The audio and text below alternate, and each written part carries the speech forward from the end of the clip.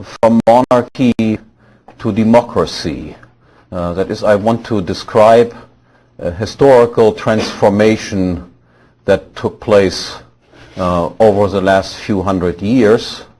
And I want to explain that this transformation from monarchy to democracy was contrary to what is commonly held, not civilizational progress, but a process of decivilization.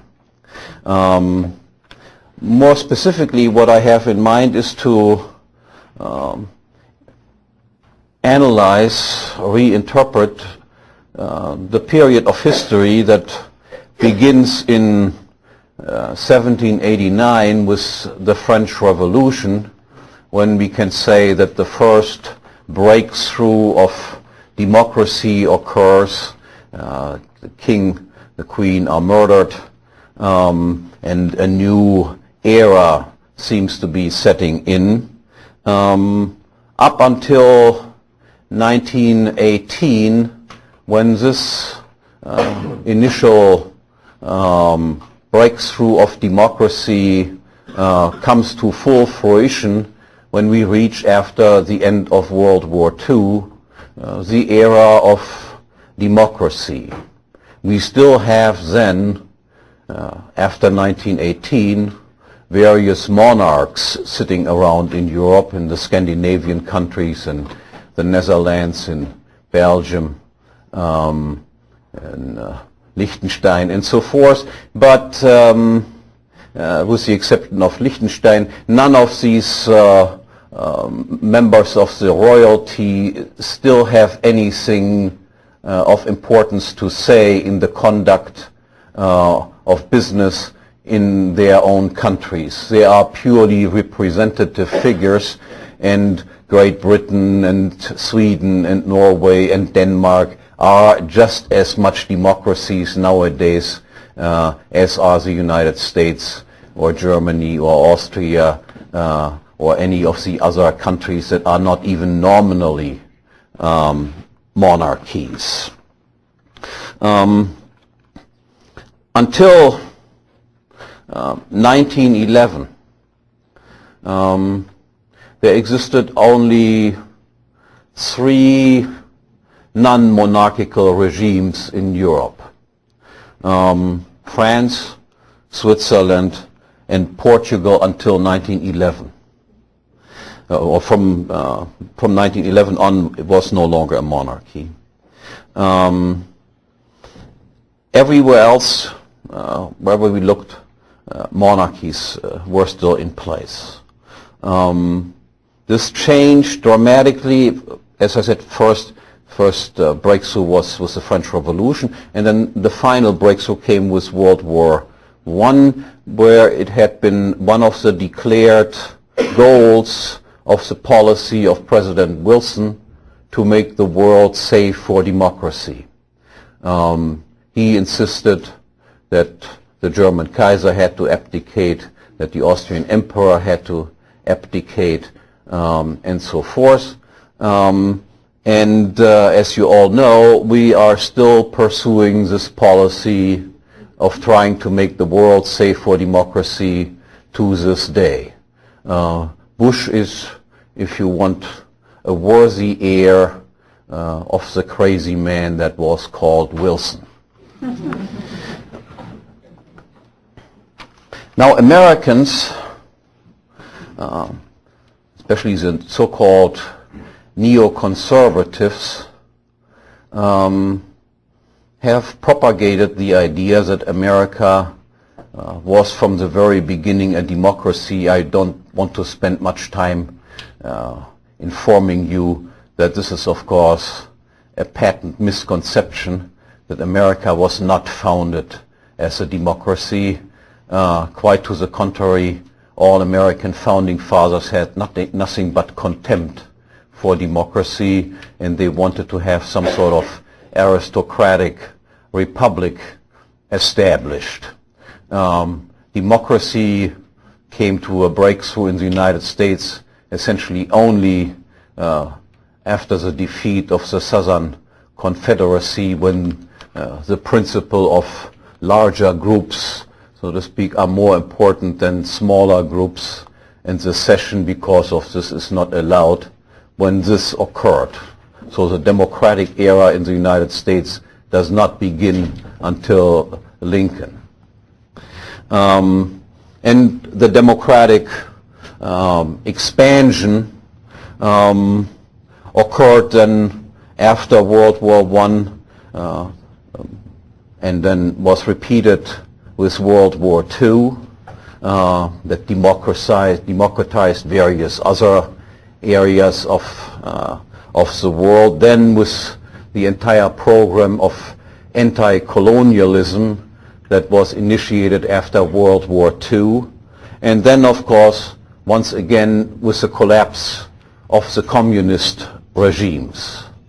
And now that almost everywhere, except for the few rogue nations that we still try to teach the right things, the entire world is committed to this so-called American ideal, and this has made the neoconservatives, who are the main advisors of the current American administration, come up with a view that democracy represents the end of human history insofar as ideological development is concerned.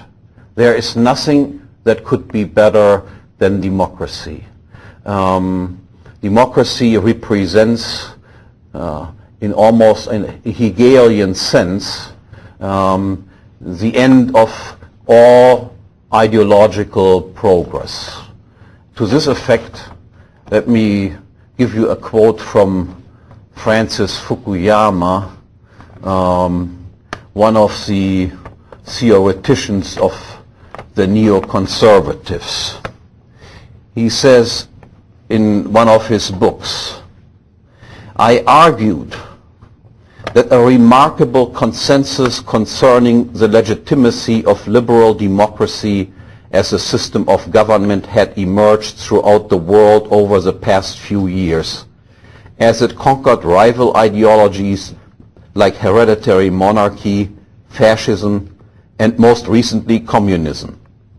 More than that, however, I argued that liberal democracy may constitute the end point of mankind's ideological evolution and the final form of human government, and as such constituted the end of history. That is, while earlier forms of government were characterized by grave defects and irrationalities that led to their eventual collapse, liberal democracy was arguably free from such fundamental internal contradictions. This did not mean that the natural cycle of birth, life, and death would end, that important events would no longer happen, or that newspapers reporting them would cease to be published. It meant rather that there would be no further progress in the development of underlying principles and institutions because all of the really big questions had been settled. For a very large part of the world, there is now no ideology with pretensions to universality that is in a position to challenge liberal democracy, and no universal principle of legitimacy other than the sovereignty of the people. We have trouble imagining a world that is radically better than our own, or a future that is not essentially democratic and capitalist. We cannot picture to ourselves a world that is essentially different from the present one, and at the same time better. It is precisely if we look not just at the past 15 years, but at the whole scope of history, that liberal democracy begins to occupy a special kind of place. There is a fundamental process at work that dictates a common evolutionary pattern for all human societies. In short, something like a universal history of mankind in the direction of liberal democracy.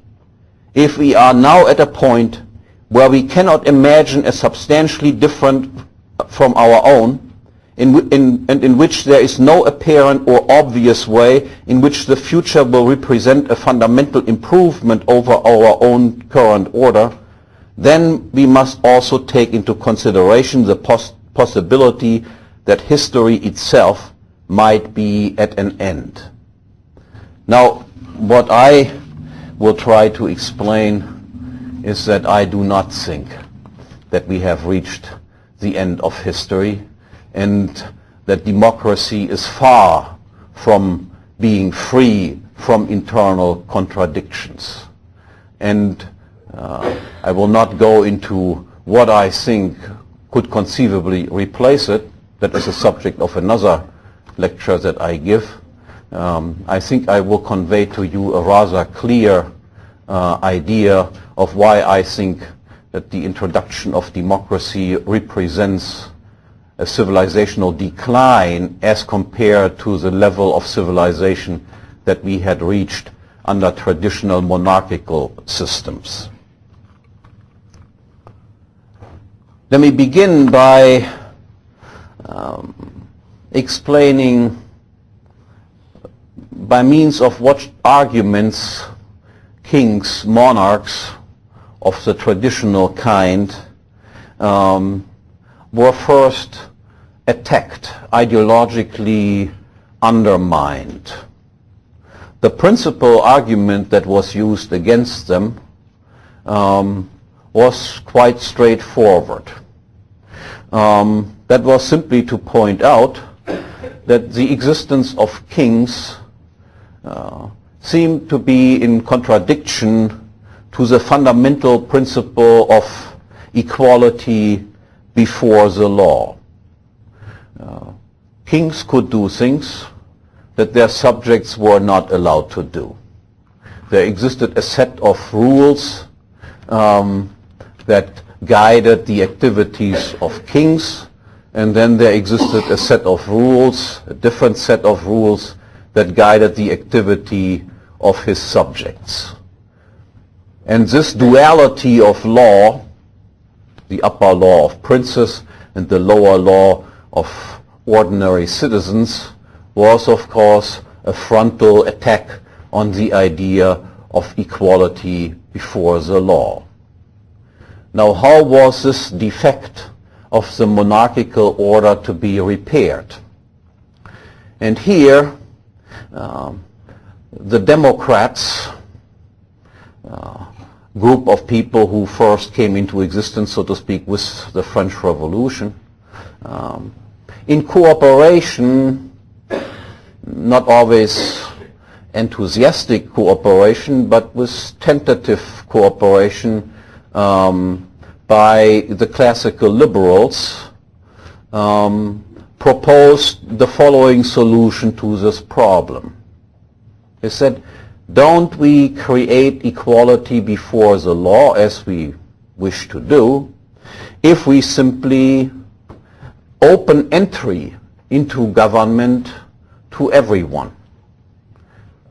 Entry into government is no longer restricted to the king and family of the king, relatives of the king, and those that the king decides to appoint to various positions, but in principle everyone is now in a position that he can occupy any type of governmental position. Isn't then equality before the law established if everyone on equal terms can acquire any governmental position? Now, it should be clear that this is not a solution of the problem of establishing equality before the law. Because under a democracy, even if there is free entry into any governmental position, the duality of law that they complained about looking at princes and kings still remains in existence just as before. It just takes a slightly different form. It takes the form of two types of law which we refer to as private law on the one hand and public law on the other hand. Private law regulates the relationships between private individuals.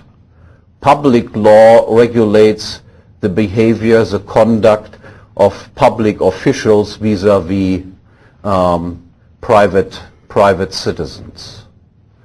Privileges, as they existed under kings, do not disappear with the introduction of private law and public law on the other hand. Privileges were before, so to speak, personal privileges, reserved just to the king and whoever he appointed. Now, under democracy, where everyone can reach any position, the privileges become just functional privileges. Once you have certain functions in, then you have exactly the same type of privileges that were formerly restricted just to specific individuals. Let me give you an example of this duality of law that now comes into existence and remains into existence under democratic conditions. In private law, if I take your wallet or hit you on the head and do unpleasant things to you, this would be considered criminal behavior, stealing, assault, or something of that nature. On the other hand, if as a civil servant I come to you and demand taxes from you and threaten you to hit you on the head if you are not handing certain sums over to me, then this is considered to be a perfectly legitimate activity. That is, under public law, the same activities that would be treated as a criminal offense under private law becomes a perfectly legal, legitimate activity. As a public official, I am allowed to do things that as a private citizen are strictly forbidden. Take another example. As a private citizen, I'm not allowed to grab you on your sleeve or on your shirt or on your tie and then force you to work in my backyard until you fall over. That is considered to be kidnapping and enslavement. However, if I'm a public official and I come and do the same thing to you, I grab you and drag you into my backyard and make you dig in my garden and mow my lawn and all sorts of other things, then this is permitted because it is just drafting you into the services provided by the state. In the same way, if I steal from you and then I give it to your neighbor, it is if I steal and fence off the stolen goods to make myself some friends, then again this would be considered to be something that requires imprisonment. When I do this as a public official, however, taking from one and handing over the stolen goods to someone else, then this is called redistribution policy, or even more euphemistically, social policy. You might still remember the old days when social meant that out of the goodness of your heart you did something good to your neighbors. Nowadays, social politicians are not politicians who give away their own resources. They first do something very unsocial, hitting some people on the head, in order to then turn around and pretend to be social, namely giving something to somebody else. On the international level, our politicians, as you all know, when they travel abroad, they also are always involved in social activities, giving away not their money but other people's money, and, as it happens, frequently receive Peace Nobel Prizes and similar prizes for this great charitable social work. So this is the first thing that we have to recognize, that no, equality before the law is not achieved with democracy. We have only opened up the various privileges that come with occupying positions in the public service to a larger number of people rather than restricting it to the small group of people of the royal entourage. Now I come to the second fundamental difference that exists between traditional monarchies and modern mass democracies. The king regarded the country that he ruled as some sort of private property of his, and the people living in the territory as some sort of rental payers. And what we have done by substituting or eliminating kings and electing democratic politicians is having replaced someone who regards the country as his private property with someone who regards the country over which he rules as something that he can make use of which he is the caretaker, the temporary caretaker for 4 years, maybe 8 years, but of which he is not the owner. You have the king would be in a position where he can pass on his property to the next generation, to his son, his daughter, or whoever he pleases. The king, being of the opinion that he is a private owner of his country, can also sell off parts of the country, provinces or so, and keep the receipts of these sales privately. They become his income, so to speak. The caretaker, on the other hand, cannot pass his position on to somebody else. It's a temporary position. He cannot select his own heir. And even if he might sell some part of the country, he is not permitted to privately pocket the receipts. They would have to go back, so to speak, in the general, into the general budget. Now, does this make a difference when it comes to the conduct that the king will exhibit as compared to the conduct that democratic temporary caretakers will exhibit? And the answer is, yes, this makes a tremendous difference. And it is very easy to see why that is so.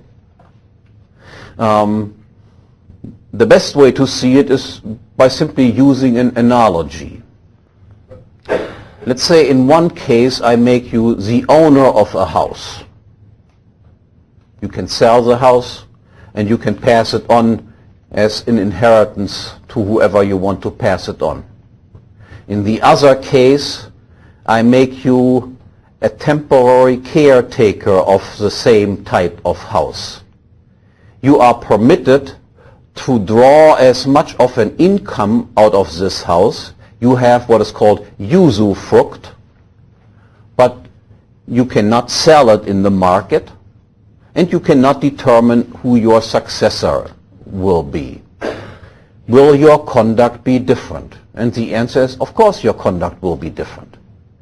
As the owner of the house, you always have two concerns. One concern is, of course, I would like to maximize my rental income from the house. But you have a second concern.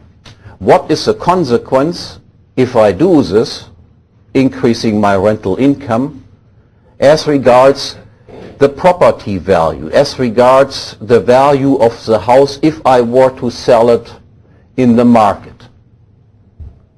You can, for instance, make use of the house, increasing your rental income at the expense of a sharper, more drastic drop in the value of the house that results as a consequence of that. And you would, by and large, want to avoid something like this. You are, like all private property owners, long-term oriented. You want to preserve and possibly enhance the value of your property because you can sell it, or you can pass it on in the form of an inheritance to future generations. What is the incentive, on the other hand, of the democratic caretaker? His incentive is, I want to maximize the income out of the house regardless of what happens to the value of the capital stock, regardless of what happens to the price that I could achieve in the market if I were to sell this house. Why does he have this incentive? He has this incentive because, after all, he is not the owner of the house. He cannot sell it in the market. So if the price in the market falls, this is of little or no concern at all to him. But it is of great concern to him how much money he can currently get out of the current use that he can make of the house. So you could imagine, for instance, that he puts up 30 people into the house, double, triple occupancy in every room, bunk beds all over the place, and rents the bed out only for hours. Maybe just an hourly bordello or something of that nature, and thereby, of course, achieves a far greater income than he would be able to achieve if he would put a normal family up there. But what is the consequence if he does that? There will be, of course, as a consequence, far more deterioration taking place as far as the house is concerned. There will be capital consumption resulting from this. The carpet will wear out. There will be some windows that will break. The toilet needs constant repair and doesn't flush all right anymore. You all have seen houses of that nature.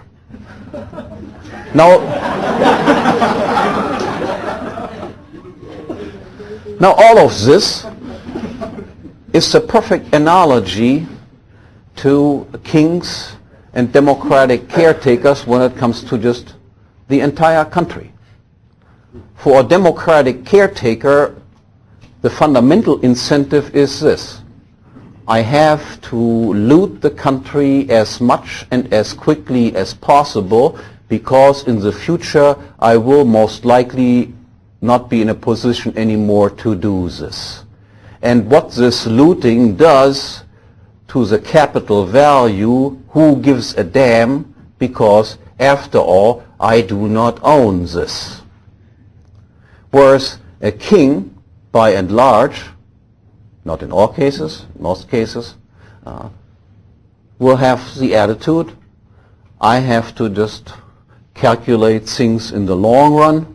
I want to preserve the value or enhance the value of my estate in order to pass on something of value to future generations. I do not want to deplete the capital stock. I do not want to conduct in business that leads to drastic depreciation in the value of the capital. Now, are there indicators that this is empirically true? And indeed there are. If we look at the monarchical world, that is essentially the world as it existed before 1918, before World War I, and look, for instance, at one indicator of exploitation, trying to rip a country off in the short run, then we find, for instance, that taxation as a percentage of gross national product or so ranged before 1914 in the European countries between 5 to 12%. And that was a result of kings being in charge for hundreds of years. And of course kings have an interest in increasing their taxes too. I would never deny that. But it took them hundreds of years to reach this level of exploitation, 5 to 12%. If we look at the period from 1918 to, let's say, 1970, 1980, we find that taxes as percent of GNP rose to 40 to 60%. So in a very short time period, a dramatic increase in the burden imposed on productive individuals. If we look at government employment, again, government employment meaning by and large the employment of parasites, that is sucking out the blood of productive individuals. If we look at government employment, then before 1918, that was about 5 to 10% of the labor force. And the largest part of this small proportion was actually army and police forces. If we look at government employment in the 60s and 80s of the last century, of the 20th century, then that had risen to roughly again to 20 to 30%. So again, a dramatic increase in this regard. The same thing is true if we look at inflation.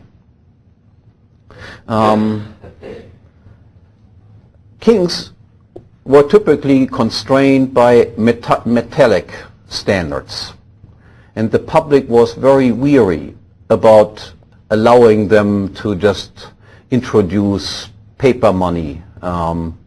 They preferred metallic standards because they realized the dangers that come from one person, the king, being able to print up deliberately any amount of paper money. Because of this, and because of the concern of the king that if I inflate dramatically, then the taxes that I will receive in the future will of course also be worth less. These two things together led to a situation where there was occurred increases in the money supply, but nothing even remotely comparable to the increases in the money supply that we have seen in the 20th century under pure paper money standards as they gradually came into existence and came to full fruition in 1971, since when no country has a metallic money anymore, but all countries go on a paper money standard. Again, this is an indication of the short-run interests. You just print up the money right now and can spend something immediately with it. You don't even have to work for it. You just print it up. Since 1971, more money has been created than in all of human history before. This is also true, by the way, for the behavior toward government debt. Kings, of course, also incurred debt, and the debt load over time increased dramatically. But typically what happened there was the debt load increased during wartime, and then during peacetime the debt load was somewhat reduced. Never quite back to the level from which they started, but it was reduced. And then the next war it went up again, and then it was reduced again, not quite to the low level that existed before. The reason for this relatively cautious behavior of kings when it came to debt is that they were by and large held personally liable for the debt, and that it was frequently even believed that the heirs were still responsible for the debt incurred by their fathers. Now, if you are held personally liable, or at least if that is somehow in the offing, then you tend to be somewhat reluctant going deeper and deeper into debt. Under democratic conditions, however, this changes fundamentally. Bush, let's start with one of the biggest person as far as debt is concerned, Ronald Reagan, is not held personally liable for the debt that he incurred. Quite to the contrary, other people, stupid people like you and me, we are burdened with the debt for which Ronald Reagan was responsible. He will not end up, now he missed a chance, he will not end up in debtor's prison. The debt that George Bush right now accumulates, he is not personally liable for it. Other stupid future taxpayers are the ones that have to pay these debts back. Who would under those circumstances not make continuously increasing debts? You would be almost silly not to do it. You would have to be an angel to resist this temptation. You can make current friends by taking on debt. You can spend it immediately, and about the payback, you don't have to worry at all. I wish I would be in this position.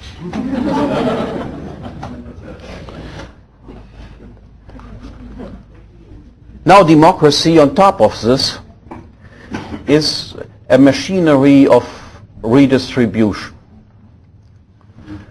to an extent unheard of under monarchical regimes.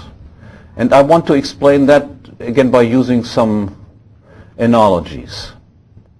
Imagine for a moment that we would have a world democracy, one man, one vote, on a worldwide scale. Now then, we don't need too much fantasy or too much imagination in order to make a relatively good prediction what would likely happen.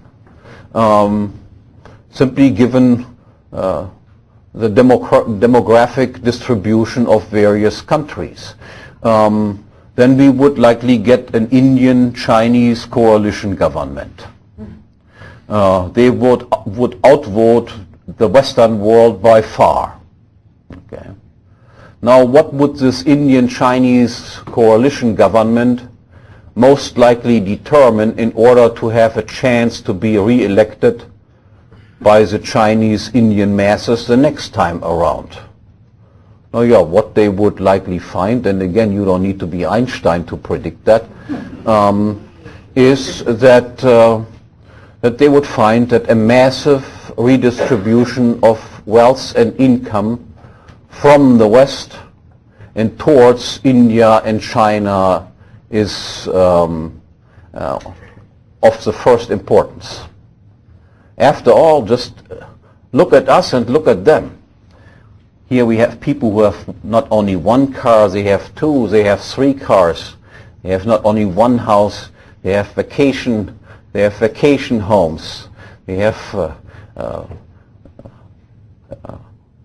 luxury kitchens and gadgets, and go to Hawaii and Fiji Islands, and the life is almost too good to believe. And how does life in India and in China look? In Germany, on top of it, they have six weeks vacation every year. How does life look in India and in China? Now, yeah, maybe they have a bike, some crummy little TV and radio. Then they have to walk forever under very unpleasant, smelly, stinky conditions. There is no hope for any vacation anytime nearby.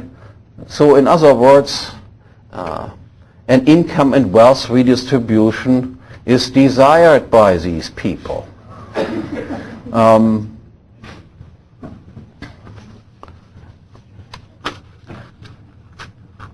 So this is what democracy does. It is a major attack on private property.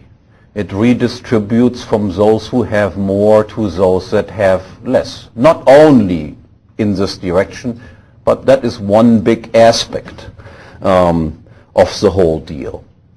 Or let me give you another analogy. The right to vote was initially severely restricted. In terms of age, for instance. If I remember correctly, the right to vote in Italy was restricted to those who were 29 and above during certain sections of the 19th century. And this at a time when life expectancy was something like 47, 48 years. So that would be the equivalent of 65 and above of the populations can still vote in the United States, but nobody below that. Now we are at 18, but there's of course no fundamental reason why it should be 18. Why not 14? Why not 12? Why not 10? They can also read already.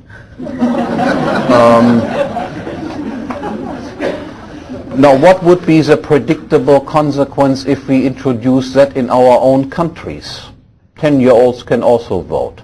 Now, then my prediction would not be that a child would be president. I mean, we had childlike creatures in these positions, but I think it would be not these small fellows that would run us around. But what you can predict with confidence is, of course, that every political party program would have a platform where it would speak about the important and necessary and rights of children. And every party would, of course, cater to the votes of these groups. And what would these platforms likely include? Yeah, they would include things like one trip to McDonald's every second day, free video supply at Blockbusters, one big gulp a day, at least 3 days where no school takes place, and similar things. And as you can imagine, this would do tremendously good for the development of the economy. So we would do with the kids exactly what we currently do with the elderly. You know, of course, that the elderly get all sorts of goodies promised all the time in all party platforms because they have the most time to actually go to the polling booth. The middle-aged group who are working the most, for them it is difficult to go to the booth, but the children also have plenty free time on their hand. So you would get very interesting policies developing if the old and the very young form coalition governance run by opas and omas.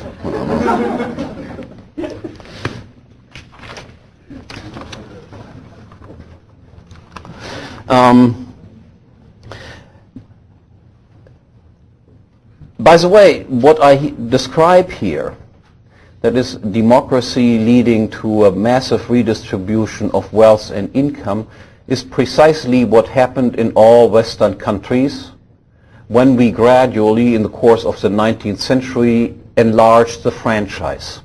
At the beginning of the 19th century, the franchise in all European countries, also in the United States, was severely restricted, not only by age, but in particular by property requirements that you had to fulfill. You had to be a property owner in order to be allowed to vote. People who had no property were not allowed to vote because it was expected, and rightly so, that they would use this right to vote in order to vote themselves the property of other people, since they didn't have anything themselves. So as the franchise was expanded and the requirements of participating in elections were gradually reduced, property requirements gradually abolished, age requirements gradually lowered, the number of people voting becoming larger and larger, parallel to this process, you find, so to speak, the decline of classical liberal movements and classical liberal thought, and the rise of all varieties of social and socialistic parties. Germany, Italy, so I've looked at various countries. You can find that quite nicely displayed, that the Social Democrat, Socialist parties rise practically with every expansion of the franchise. And even the liberal parties, the classical liberal parties, in order to remain in the electoral business, also turn increasingly toward social liberalism. That is, they become affected by the social democratic policies and also advocate all sorts of redistributive measures. In addition, let me point out this about the redistribution that is set in motion by democracy. This redistribution, which is typical for democratic regimes, breeds systematically bad habits. Because what is it that we redistribute? We always have the so-called haves who have something that we regard as good. But we of course say they have too much good. And then we have the other group, the have-nots, who are lacking something. And they represent, so to speak, the bad. And what we do then is we punish the good, we punish those who have something good, and give these good things to those people who display habits that we consider to be bad. And whatever you subsidize through taxes, you will get more of it. If you subsidize, for instance, out of taxes, not out of charity, that's a different story. If you subsidize out of taxes people because they are poor, then you will get with absolute certainty more poor people. When you subsidize out of taxes people because they have children, mothers because they have children, but they have no husband, then you get with absolute certainty more births that occur outside of marriage. In the United States, for instance, the birth rate outside of marriage, in the case of blacks before the introduction of these programs, was something below 20%. It is in the meantime close to 80. For whites it was somewhat below 10, if I remember correctly. It's in the meantime about 30. Those are the results of this type of subsidization that occurs. You create more of the things that you actually want to get rid of by subsidizing people who are in this predicament. If you subsidize people because they are unemployed, what do you get? You get more unemployed people than you otherwise would. There's less of an incentive to just get yourself out of this mess and find a job, even though it might be a job only that pays less than you expect to deserve for your great abilities. And if you subsidize people because they are malingerers or people who pretend to be sick all the time, then of course you will create more malingerers and people who pretend to be sick. Now to the argument that is sometimes brought up against my line of reasoning here, that argues, yeah, but when we open free entry into governmental positions, isn't that a good thing to do? Because in all other areas, we say free entry is good. And monopoly that restricts free entry is bad. Now, this is perfectly true as far as it goes. Yes, when it comes to, let's say, the production of milk, if we have just a milk monopolist, nobody else but this monopolist can produce milk, then we can predict that the quality of the milk will be lower than it otherwise would be. The price of the milk will be higher than it otherwise would be, and so forth. For what reason? The reason for this is, the reason for the inefficiency of monopoly is that as long as I'm a monopolist, I'm no longer forced to produce at the lowest possible production costs. If there is free entry, then if somebody observes another company to produce a car, let's say, at cost that can easily be undercut by somebody else, that is, I can produce the same car more cheaply than you can, and I observe that your car is not produced under minimum production cost, then I would simply enter the market and outcompete you. And under free competition then, knowing that other people can enter the market as soon as they see this happening, every producer will constantly strive to produce at the lowest possible production cost and pass these lower production costs in the form of lower prices onto consumers. A monopolist does not have to be afraid if he doesn't produce his product with minimum production cost, because no one can enter his market. So normally we say monopoly is bad from the point of view of consumers, and competition defined as free entry is good. Why doesn't that apply to government? Don't we have now free entry, and before we had the king monopolist, so to speak? The error in this argument is to believe that the government is just like a normal firm producing goods. The government, however, does not produce goods. The government produces, at the best, low-quality products or bads or evils. Remember, every production of government is made possible only because every provision of any goods by government is made possible only because they first have to conduct an evil act, taking it from somebody else, and then with the money that they took, doing something allegedly good. So the government cannot be regarded as an institution that produces goods. the government must be regarded as an institution that produces bad or evil things.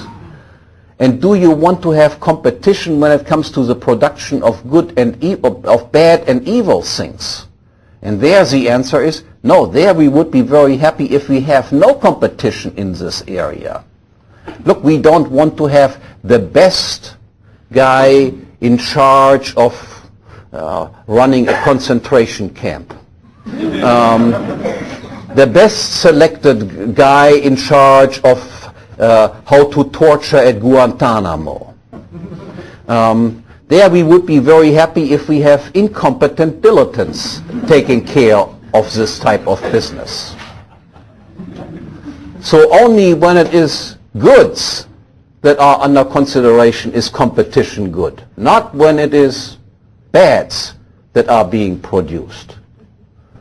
Now with this, let's now take a look at what we know about the selection of kings and the selection of democratic politicians. I admit, of course, that a king can be a bad guy. He comes to his position by accident of birth. Can be a bad guy.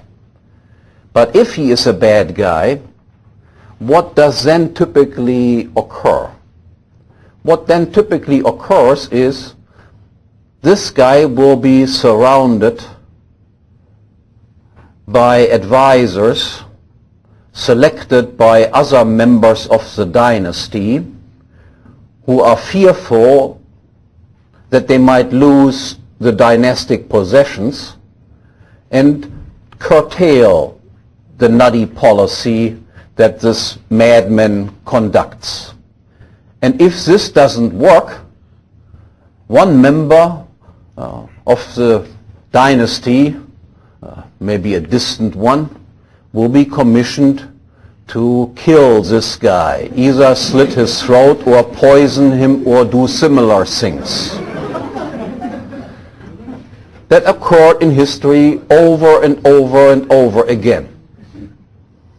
So this is how monarchical systems deal with madmen, which appear.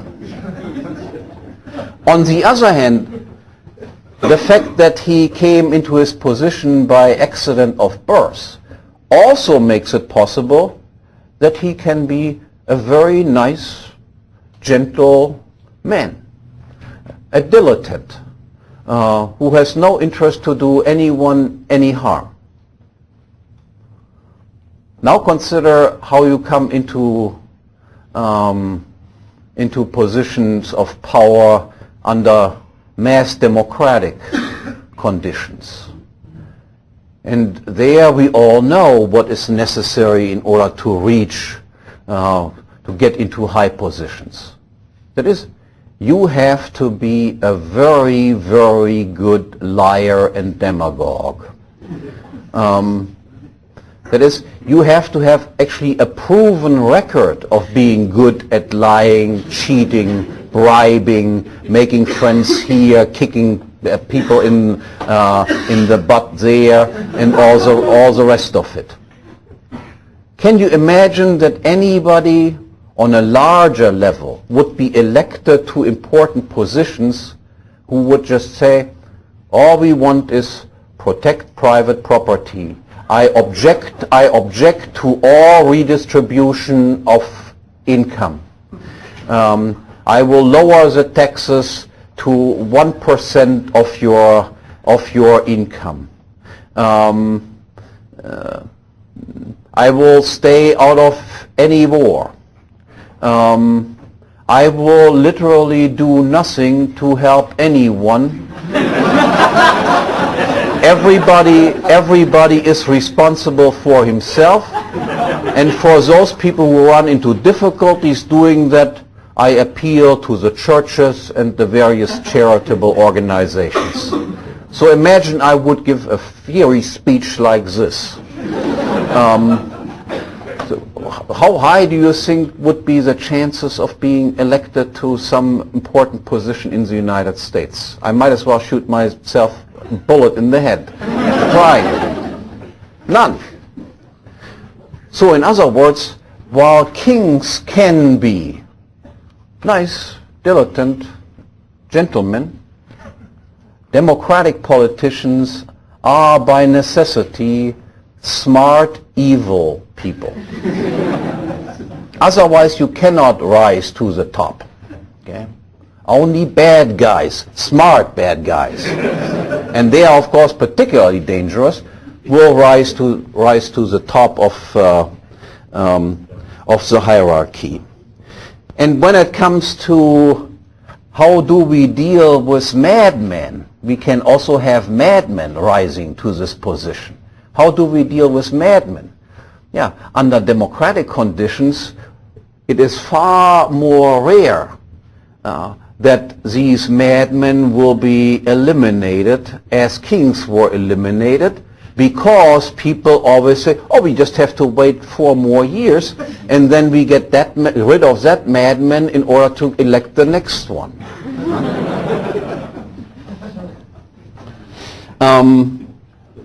There is also, and that is a related point, there is also far less resistance against an increase in state power under democratic conditions than under monarchical conditions. If the king wants to increase taxes or increase debt and so forth, it is perfectly clear that the general public realizes that he is a king, he benefits from that personally, and we are the lowlifes and we can never become king. And because of this, you don't like him to get all of these additional resources. So you are jealously guarding your own property and possessions from the grubby hands of the king. Under democracy, of course, people also don't like to be taxed and all the rest of it, but there is a consolation prize that does not exist under monarchical regimes. And the consolation prize is, of course, maybe I can be on the other side of this whole game. That is, I can actually be one who receives all the things that were taken away from the public. And that makes me, of course, not that mad anymore about the latest tax increase, if after all I might be one of those who actually can spend this increased income rather than only having to pay it. So the resistance when the democratic state wants to expand its power on the part of the public against attempts like this are lower than they are under a king who tries the same sort of stuff, precisely for the reason that under monarchy everybody knows who the ruler is and that we are not the rulers. Under democracy, we suffer from these silly illusions that you have all heard. Under democracy, we all rule ourselves. I have not really noticed that much, to what extent I rule myself, and that is a government for the people, by the people, and of the people. There are rulers just as much as they exist under dictatorship or monarchies or whatever it is, and unfortunately I do not belong to that class. Let me end by making a few remarks also about the changes that are brought about in the conduct of war that result from the transition from monarchy to democracy. Monarchical wars, as they developed in the 17th and 18th century, were by and large inheritance disputes. This dynasty claimed this province is ours and not yours, and so forth. Extended inheritance disputes. Of course, the disputes were somewhat bigger than me and my brother fighting over whether that cup should belong to him or me that we got from our parents. But similar in nature. But these types of disputes that had territorial objectives were disputes that could be relatively easy resolved. Because once the place has been occupied, then the objective for the war is over. Then the war stops. Yes, the war might resume. The other guy might want to reoccupy the province or town that he has lost. But again, the objectives of the war are always limited territorial objectives, and it is easy objectively to determine whether the goals have been reached or not. Democratic wars are in many ways more like wars of religion. That is, they are ideological wars. We see that the first time in the French Revolution, where Napoleon then overruns all of Europe with the slogan égalité, fraternity, and liberty. Now, but how do you recognize that you have reached your goal of creating égalité, fraternity, and liberty? When the people say, yes, I'm in favor of égalité, liberté, and fraternité, what prevents them from just lying? The only sure way that you have there is, of course, to butcher them all.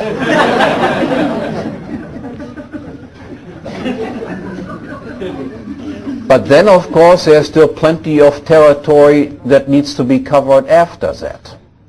And as you know, Napoleon went from country to country to country, tried to liberate them all. And in the end, of course, he was kicked out. Nowadays, we see the same thing going on with the United States. Allegedly, the United States doesn't want to conquer territories. And I believe that they don't want to do that. But what they do want is they want to spread the ideology of democracy. Can you ever be sure that you succeeded in this? Do we have to kill all Iraqis to be sure that we accomplished our goal? And when we are done with the Iraqis, aren't there plenty other countries out there that still have not seen the light? And it is as missionary people as the Americans are, isn't it our duty to enlighten them also about the value of Western civilization, and don't we have to invade them too? There's no end to these types of wars that are ideologically motivated, in contrast to the traditional monarchical wars as they existed under traditional monarchies. Let me come to the end and simply make the remark that we are not rich today or richer today than we were 100 years ago or 150 years ago because of democracy.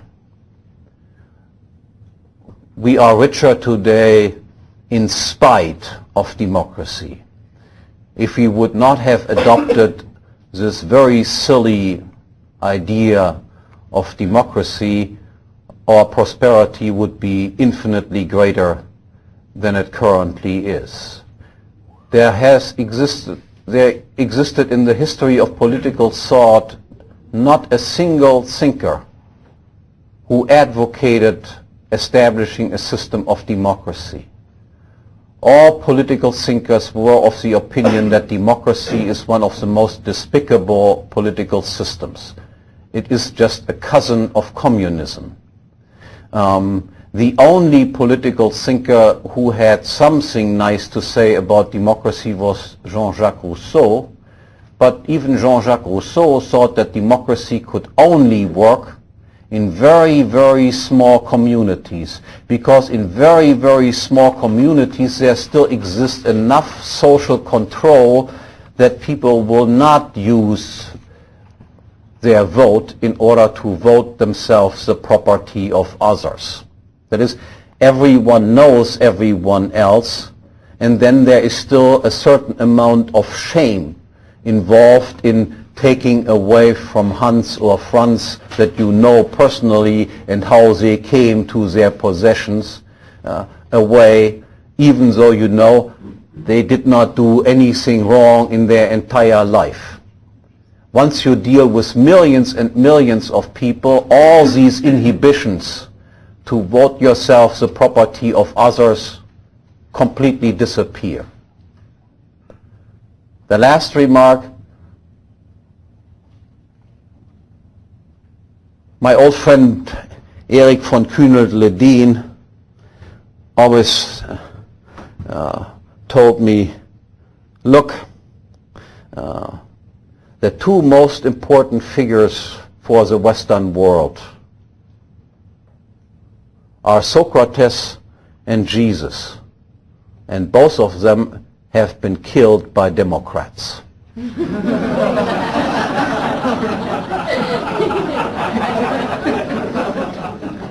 That's all you need to know. So I'm sure we have not reached the end of history. The democratic welfare state will collapse just like the communist system has collapsed, and then something else will come. Hopefully something much better. At least the blueprints for such a much improved society already exist, and in various other lectures will be presented to you. I thank you very much.